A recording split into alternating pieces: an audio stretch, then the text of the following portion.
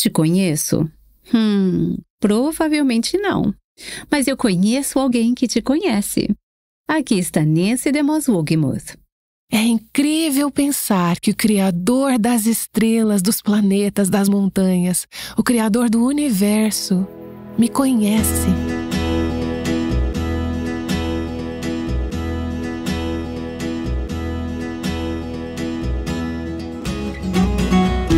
Este é o Aviva Nossos Corações, com Nancy DeMoss Wolgemuth, autora de A Sós com Deus, na voz de Renata Santos. Nancy está continuando a série chamada Como Desfrutar de um Feliz Ano Novo.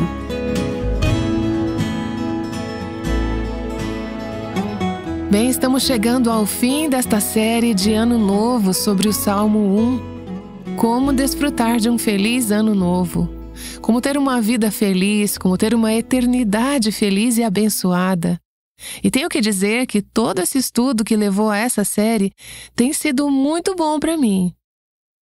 Eu conheço a passagem na antiga versão João Ferreira de Almeida desde que eu era pequena, mas a passagem ganhou nova vida, nova luz, novo significado para mim, enquanto meditava nela dia e noite.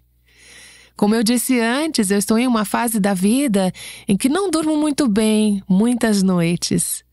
Eu acabo refletindo sobre as palavras, as frases e o coração dessa passagem no meio da noite. Tem sido realmente fortalecedor para a minha alma. Acho que a minha vida será mais frutífera, como resultado do tempo que passei nesses 6 versos. E eu espero que o mesmo aconteça com você. Hoje chegamos a uma parte do Salmo 1 que não é a mais fácil. É tão bom falar sobre as bênçãos daqueles que se alegram no Senhor e andam em seus caminhos, e nós nos deleitamos com essas bênçãos. Temos apreciado conversar sobre o bom fruto que vem de andar nos caminhos do Senhor. Mas é difícil pensar sobre o destino daqueles que não se arrependem, que não colocam a sua fé em Cristo. E ainda assim, essa é uma mensagem que as Escrituras não evitam, e nós também não podemos. É a mensagem do juízo de Deus. E você vai notar ao ler as Escrituras que muitas vezes você encontra esses temas paralelos de salvação e juízo, às vezes no mesmo verso do mesmo capítulo. Onde há juízo, há salvação. Mas onde há salvação, também há juízo. Você vê esses temas paralelos no Salmo 1, o tema da salvação de Deus para os justos, mas também seu juízo para aqueles que não escolhem o caminho da justiça. Para recapitular um pouco, para quem está começando a acompanhar a série agora, vimos no Salmo 1 2 tipos diferentes de pessoas, os justos e os ímpios. Existem 2 caminhos diferentes que eles seguem, 2 conjuntos diferentes de crenças, valores e prioridades. E isso leva a 2 estilos de vida muito diferentes. Lemos, primeiro, na primeira metade do capítulo, versos 1 a 3, sobre o caminho dos justos.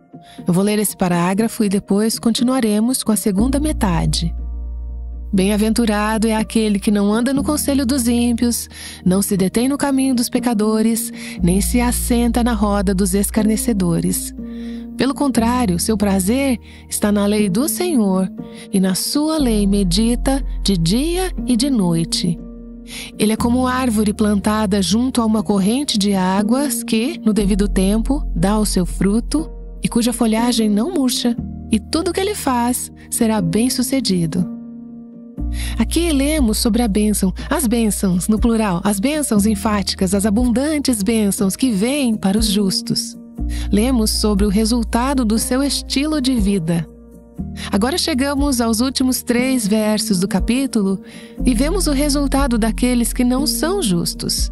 Eles são chamados de ímpios, ou, em algumas traduções, aqueles que estão sem Deus, aqueles que estão sem adoração. Eles vivem suas vidas sem levar Deus em consideração. Suas vidas não são controladas por Deus, ou eles não acham que são. Eles não se submetem a Deus e ao seu plano para suas vidas. Eles estão tentando conduzir suas próprias vidas. Vimos que os justos florescem que os justos são sustentados, que os justos prosperam. E na última sessão olhamos para o verso 4 que diz: os ímpios não são assim. O que você lê sobre os justos, isso não se aplica aos ímpios. Eles têm um núcleo fundamentalmente diferente, um sistema operacional fundamentalmente diferente, um caminho fundamentalmente diferente e um resultado de vida muito diferente. Os ímpios não são assim, são porém como a palha que o vento dispersa. Por isso, os ímpios não prevalecerão no juízo, nem os pecadores na congregação dos justos. Pois o Senhor conhece o caminho dos justos, mas o caminho dos ímpios perecerá. Conversamos na última sessão sobre o fato de que os ímpios e os injustos podem parecer tão poderosos. Mas este parágrafo, esses últimos 3 versos, nos desafiam a considerar o seu fim. Não tire conclusões com base no que você vê agora. Quanto eles têm no banco, quão bem-sucedidos eles são aos olhos do mundo, quão bons eles são, quantas boas ações eles fazem, baseado na medição do mundo. Nada disso conta a história final. Você precisa considerar o fim daqueles cujas vidas não giram em torno de Cristo. Vemos 3 coisas nesses versos sobre o destino dos ímpios. Primeiro, no verso 4, eles são comparados à palha que o vento dispersa. Discutimos isso na última sessão. A palha é a parte inútil do grão. Não é comestível, é lixo. É o que sobra após a colheita, que o vento leva embora, depois que o fruto foi separado. Os ímpios não vão durar. Serão levados pelo vento, jogados fora, sem valor. Eles não pesam no esquema final das coisas, por mais importantes que possam parecer aqui e agora. Aqui está o segundo resultado, no verso 5. Eles não prevalecerão no juízo, nem os pecadores na congregação dos justos. Haverá uma separação que ocorrerá entre os justos e os ímpios. É uma separação final, última e imutável no juízo final. Lemos mais sobre isso no Novo Testamento, como Cristo separará o trigo da palha no juízo final. Em Mateus 3:12, por exemplo, João Batista falou de Jesus. Ele tem a pá em suas mãos, limpará a sua eira e recolherá o seu trigo no celeiro, porém queimará a palha num fogo que nunca se apaga. Você vê, aliás, os 2 temas de salvação e juízo nesse verso. Ele recolherá o seu trigo no celeiro. Essa é a salvação graciosa de Deus, sua misericórdia e graça para com os pecadores que se arrependem de seus pecados e colocam sua fé em Cristo. Ele reunirá o trigo no seu celeiro. Isso é salvação. E você vê o juízo. A palha, ele queimará com fogo inextinguível. Agora, deixe-me lembrar que neste momento não percebemos essa separação. Às vezes eles crescem juntos. De fato, o trigo e a palha permanecem unidos até a colheita. Jesus mencionou o trigo e o joio, uma ilustração semelhante. Muitas vezes é difícil distinguir um do outro externamente. Podem parecer iguais e agir da mesma forma. No entanto, é o que está dentro que realmente importa e que, no fim, se revela nos resultados. Deus conhece os justos e os ímpios. No juízo final, essa diferença será evidente quando o trigo e a palha forem separados. Vemos no verso 6: pois o Senhor conhece o caminho dos justos, mas o caminho dos ímpios perecerá. Charles Spurgeon comenta sobre esse verso dizendo: o caminho dos ímpios perecerá. Não apenas eles próprios perecerão, mas o seu caminho também perecerá. O justo grava o seu nome na rocha, mas o ímpio escreve sua lembrança na areia. Grande diferença no resultado final. O Salmo 92 diz assim: ainda que os ímpios brotem como a erva e floresçam todos os que praticam a iniquidade, serão destruídos para sempre. Não dá para julgar pela prosperidade atual. Eles podem parecer prósperos agora, mas ao final estarão destinados à destruição. Provérbios 14 diz assim: há caminho, o conselho dos ímpios, o caminho dos pecadores. Há caminho que ao ser humano parece direito, mas o fim dele é caminho de morte. O resultado será a morte irreparável e a punição eterna. Há aqueles que leem passagens como essa e que, aliás, não são muito populares nas nossas igrejas porque não são passagens agradáveis. Mas existem pessoas que dizem: é injusto Deus recusar a entrada dessas pessoas no céu, jogá-las fora como palha, ou queimá-las como rejeito com fogo inextinguível. A verdade é que aqueles que as Escrituras chamam de ímpios escolheram seu caminho e rejeitaram a sua graça. 2 Tessalonicenses 2 fala de aqueles que estão perecendo porque não acolheram o amor da verdade para serem salvos. Eles não se deleitaram na palavra de Deus porque não tinham um coração para isso. Eles acabam onde escolheram estar, eles acabam no caminho que amaram. O que amavam terão por toda a eternidade. O que os justos amam terão por toda a eternidade em medida abundante. 2 Tessalonicenses continua dizendo: eles serão condenados, todos os que não creram na verdade, mas tiveram prazer na injustiça. Eles se deleitaram na injustiça, e Deus os deixará ter isso por toda a eternidade. Eles não têm o coração voltado para Deus, para sua presença, para a justiça. Por quê? Aqueles que não têm interesse em se reunir com a congregação do povo de Deus aqui na terra, quereriam passar a eternidade com a congregação dos justos no céu. Não faz sentido. Eles querem viver como o diabo aqui e não ter nada a ver com Deus ou com o povo de Deus, e depois ter toda a eternidade para serem abençoados. Eles não querem a bênção de Deus, eles não querem a presença de Deus. Eles amam a injustiça. Isso é o que os agrada. Novamente, permitam-me citar o meu amigo Charles Spurgeon. Ele disse: os pecadores não podem habitar no céu, estariam fora do seu elemento. É mais fácil um peixe viver em uma árvore do que os ímpios no paraíso. Essa afirmação é verdadeira para todas nós. A única forma de realmente desfrutarmos do céu é sermos transplantadas do nosso lugar original, onde nascemos espiritualmente no reino das trevas, para o reino de Deus. Nascer de novo, tornar-se uma nova criação e receber de Deus um coração novo e puro que anseia por estar com Ele e com a comunidade dos justos. Se você chegar ao céu, não será porque você mereceu. Não será porque você escolheu o caminho dos justos. Será porque Deus escolheu você e você respondeu com fé e arrependimento à escolha dele por você. É tudo misericórdia, é pura graça. O caminho dos ímpios leva à ruína. As Escrituras são muito claras, é inevitável.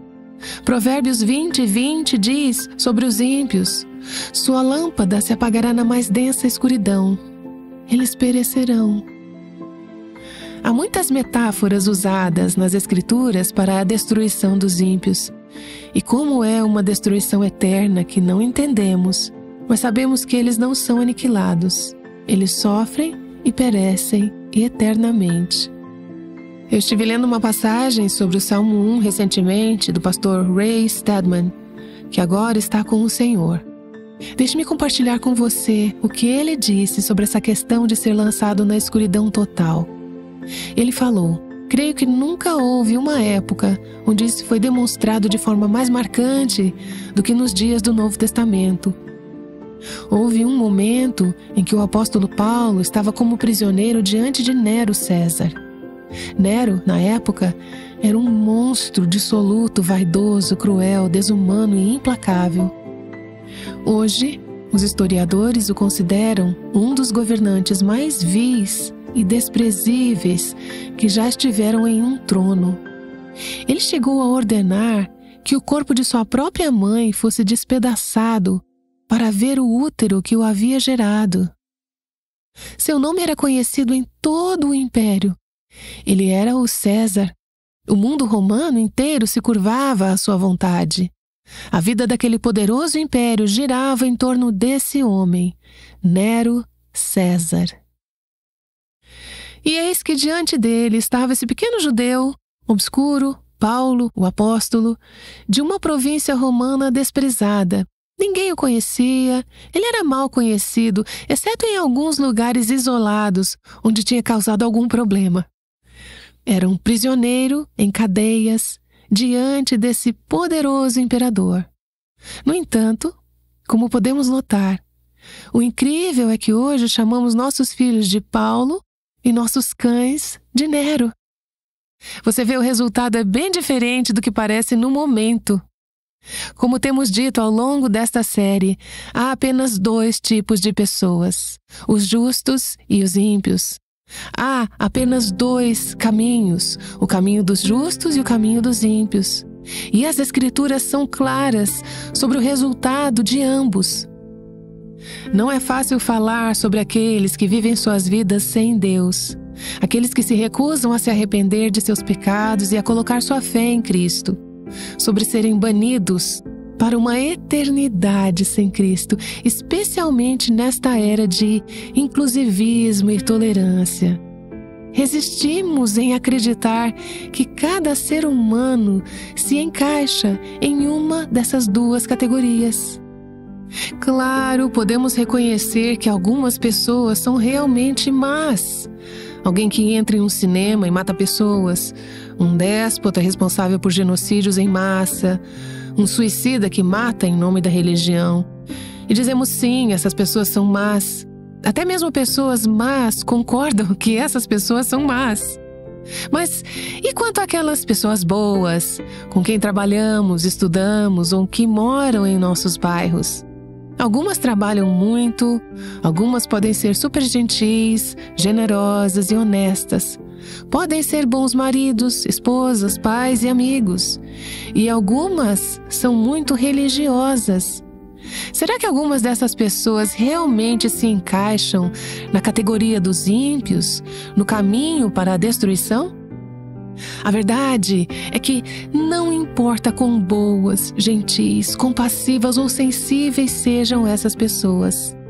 Se elas não se arrependeram de seus pecados, não colocaram sua fé em Cristo para salvá-las e não entregaram suas vidas a Jesus como Senhor, elas não serão justificadas diante de Deus quando se apresentarem no julgamento final. Elas serão eternamente condenadas.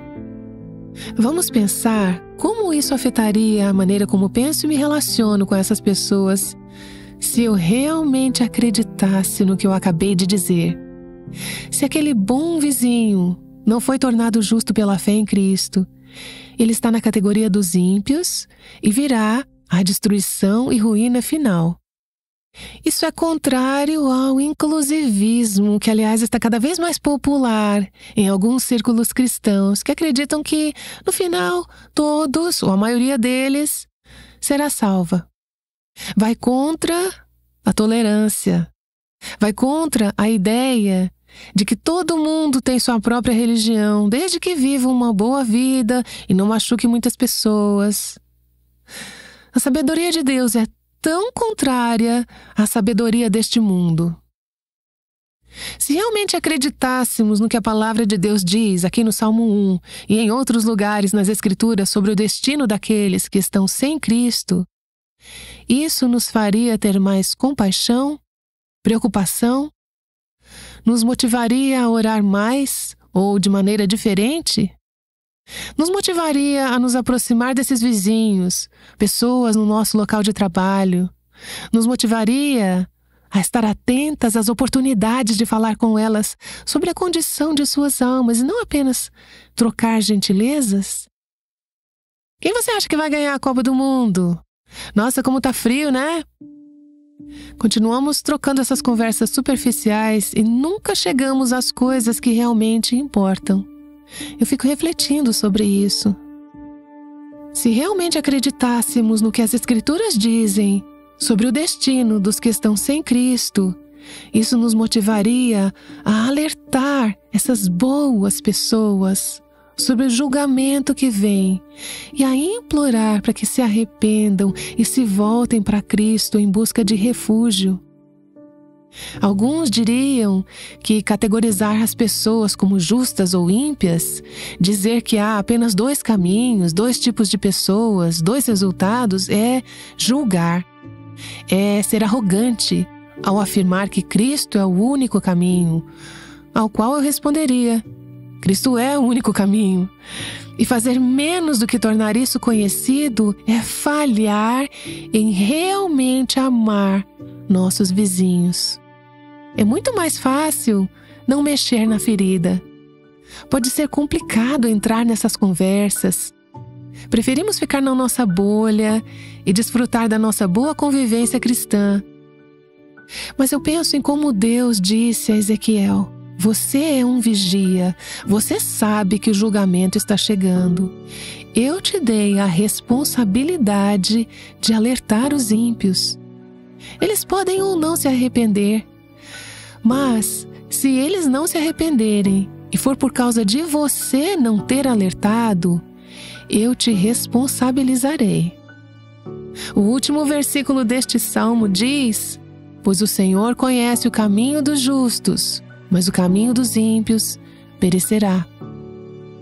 Eu gostaria de parar por um momento para refletir sobre a frase: o Senhor conhece o caminho dos justos. A palavra conhece aqui não é apenas no sentido de saber tudo. É a palavra yada em hebraico. Talvez você já tenha ouvido falar dela. Significa um conhecimento íntimo. Deus conhece os justos de uma forma pessoal e profunda. Uma versão da Bíblia diz que Deus vigia o caminho dos justos. É por isso que eles prosperam. É por isso que eles são abençoados, porque Deus está cuidando deles. Ele os está observando, Ele os está alimentando. Ele está fazendo com que sejam frutíferos. Ele está ativamente envolvido em suas vidas. E eles também estão ativamente envolvidos na vida dele.